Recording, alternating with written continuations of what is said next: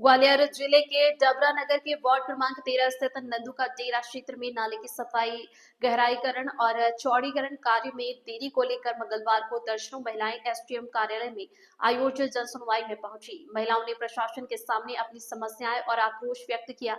स्थानीय महिलाओं ने बताया कि करीब 5 से 6 महीने पहले नाले के गहरीकरण व चौड़ीकरण का टेंडर स्वीकृत होने के बावजूद आज तक कार्य शुरू नहीं हुआ। उनका कहना है कि पिछले 2 से 3 वर्षों से बरसात के मौसम में पूरे क्षेत्र में पानी भर जाता है, जिससे हर साल लगभग 100 घरों को खाली करना पड़ता है और लोगों को लाखों रुपए का नुकसान झेलना पड़ता है।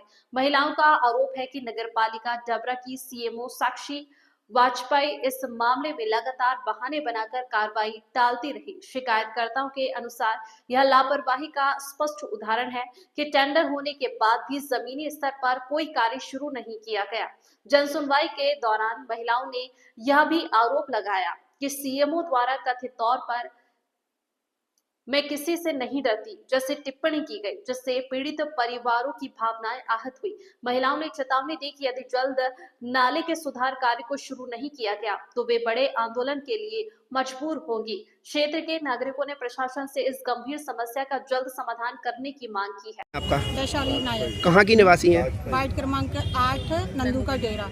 सीएमओ से समस्या को लेकर अभी बातचीत हुई थी, क्या बातचीत रही? हम लोग अपनी समस्या लेकर आए थे उनके पास कि हमारे जो नल्ला है उसको मतलब पक्का बनाया जाए और पुलिया है उसको पक्का बना दो और नल्ले की सफाई करवा दो। यदि ज़्यादा कुछ नहीं हो पा रहा तो इतने से ही हम लोग संतुष्ट हो जाएंगे।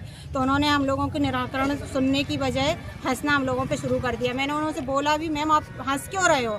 तो उन्होंने ये कहा कि तुम लोग यहाँ 1 घंटे भी खड़ी रहोगी तो हमें कुछ मतलब नहीं है, ना हमें कोई फर्क पड़ रहा है, जाके साइड में खड़े हो जाओ, दूसरे लोगों को आने दो। मैं नहीं मैम, हम लोग भी तो अपनी समस्या ही लेके आए हैं आपके पास। तो उन्होंने अपना दूसरे काम में व्यस्त हो गई और हम लोगों को अलग कर दिया। फिर हम और कुछ देर इंतज़ार किया और उसके बाद एसडीएम सर आए तो हम लोगों ने उनसे अपनी शिकायत की।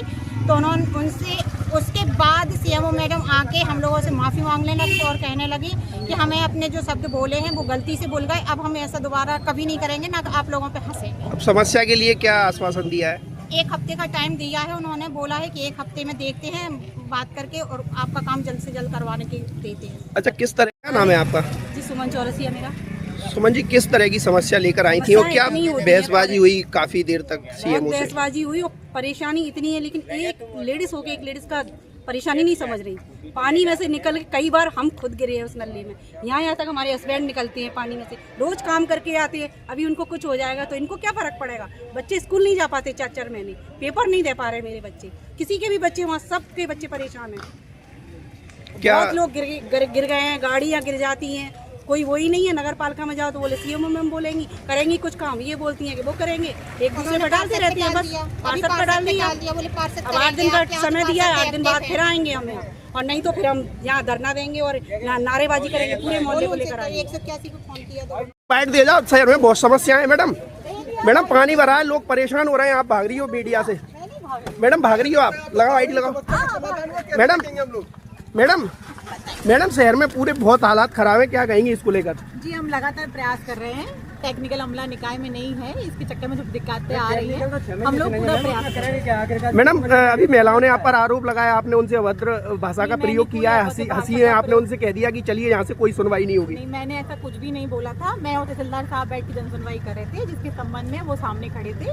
हमने उनसे बोला कि आपकी समस्या का निराकरण किया जाए। मैडम दिक्कत क्यों आ रही है, क्यों नहीं शहर के विकास कार्य हो पा रहे, क्या समस्या है? समस्याएं हैं, टेक्निकल अमला ना होने से निराकरण नहीं हो पा रहा है। ठीक है, बस इतनी सी